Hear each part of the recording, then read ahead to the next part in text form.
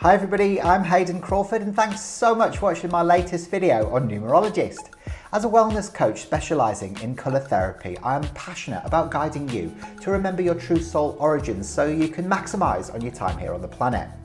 A lot of people have recently been coming up to me asking me if I know more about the Ascended Masters. Well, here I'm going to be revealing some of the more popular ones so that you can understand how they're here to help you get the most out of your life. So, we all choose to incarnate over many lifetimes until perpetuating this cycle either no longer serves our personal expansion or the evolution of the universe. When we opt out of the birth-death cycle, we can either choose to remain as part of the collective subconscious, we can choose to incarnate into different time-space realities, or we can actually remain as discarnate beings so that we can help those that are caught up in the life-death cycle. Now, the Ascended Masters have already completed these cycles. They've spent thousands and thousands of years working as spirit guides, and also they have integrated with different dimensions, different planets and galaxies to learn about those ancient civilizations. Following this, many of them decide to come back to Earth and reincarnate to be able to actually serve humanity in one way or another. Now, it's not because they've got some sort of karmic debt that they need to relinquish, but it's more about the fact that they've got this burning desire to be able to serve humanity in some way. Now, the Ascended Masters actually journey through the ascension process so that they can evolve into the fifth dimension, body and all. The Ascended Masters are able to help humanity from these higher dimensions once they've ascended and can often perform miracles. Now, because they've kept their physical bodies, they can often appear back on Earth for very short periods of time. They are part of what's known as the Galactic Federation of Light, which fundamentally is a council of Ascended Masters from many different planets and cultures. And they are actually humanity's representatives at these councils. Teal Swan explains that the Ascended Masters are merely just thought forms or personalities that are being fed by the collective subconscious for the benefit of the ascension of humanity. She encourages us to see them a bit like spirit guides, but apart from them only being here for the individual, they're here for the purpose of the evolution of humanity. Now, because they're being fed by the collective subconscious and the individual, they have the potential of becoming exceptionally powerful disincarnate beings. The Ascended Masters mostly inhabit the sixth-dimensional frequency, and there are literally thousands of both ancient and modern Ascended Masters. Some of them have actually disappeared completely from human consciousness because they existed eons ago. The Ascended Masters are extremely active at this moment in time because of the evolution of humanity, and they're really helping us to travel through the ascension with ease and grace. Now, we all have a principal Ascended Master assigned to us depending on the level of ascension that we're at, and they all come in on different colours and different rays. Take a look at the more popular Ascended Masters and the colour and ray that they come in on, and see which ones you identify with. So, the first ray is blue and is the ray of God's will and power. El Moya, he came in on this ray and he is the master of it. Now, he previously incarnated as the wise man Melchior, as Arthur, and also as Abraham, and he works quite closely with Archangel Michael. Now, his predominant intention is to be able to transform the aggressive human so that they can move away from domination and really have the will to do good in the world. Melchizedek also came in on the blue ray, a very important figure in the Old Testament because he was said to have been the first person to be both a king and a priest. So, he was actually an earlier incarnation of Christ himself, and so was a high priest of the highest order.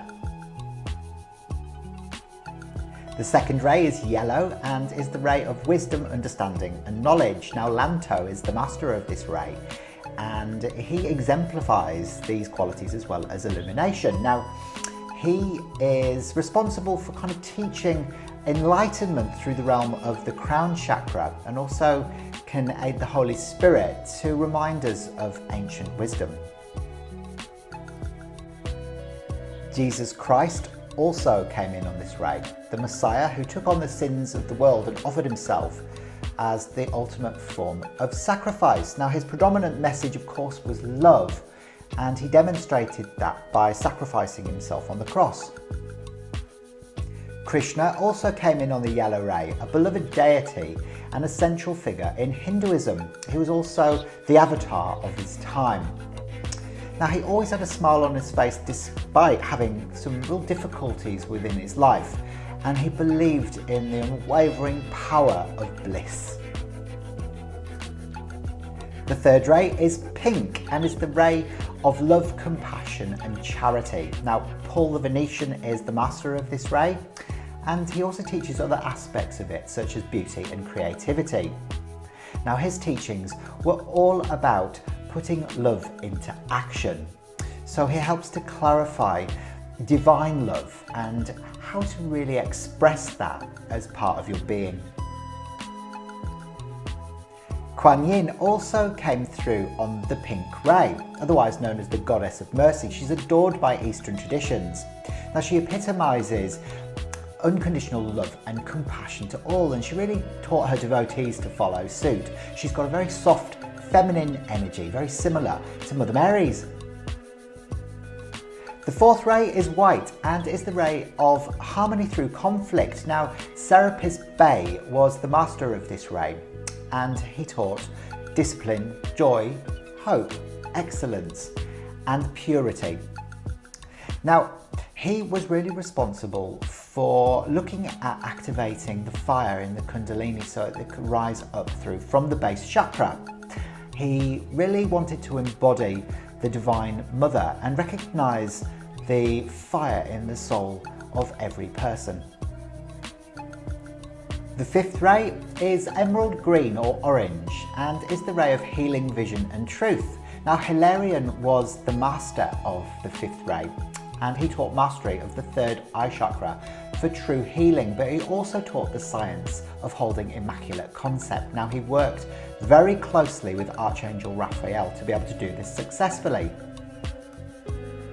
The sixth ray is ruby gold or purple and is known as the ray of devotion, peace and service. Now, Lady Master Nada was the master of this ray, and she taught the qualities of the solar plexus. Now, she was able to also receive gifts through from the Holy Spirit so that people could talk in tongues, but also she would help them to interpret that language as well. She was also the unifier of families and twin flames. The seventh ray is violet and is the ray of transmutation. Now, Saint Germain was the master of this ray, and along with his twin flame Portia, together they pioneered the age of Aquarius. Now, Saint Germain really was about freedom for world transmutation, and his twin flame Portia was more about justice. So together they made a very dynamic team. The eighth ray is rainbow and is known as the ray of integration. Now, Tara was the master of this ray, and she's a very popular Buddhist goddess, and she can really help and assist with anything that she's called upon to do, but she fundamentally embraces the power of every single moment. So I don't know if you've heard of her before, but she can also be known as White Tara or Green Tara, and she literally can come in on any of the coloured rays. So which of the Ascended Masters did you resonate with the most? Well, if you're not sure, why not ask during a meditation if the Ascended Master that's your principal one can be revealed to you, and then just let it go and sit back and wait for the information to come in. And then if you want to go one step further, just leave a few comments in the section below and we can find out exactly who's here to support you. Well, I'll be back next week with some more insights. I'll see you very soon. Bye for now.